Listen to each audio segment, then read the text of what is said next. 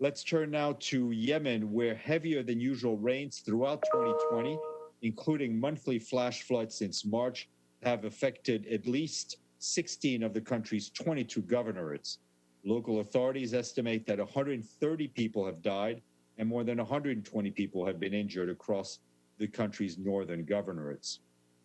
The floods have led to the repeated displacements of people, with about 29,000 already displaced in the impacted areas.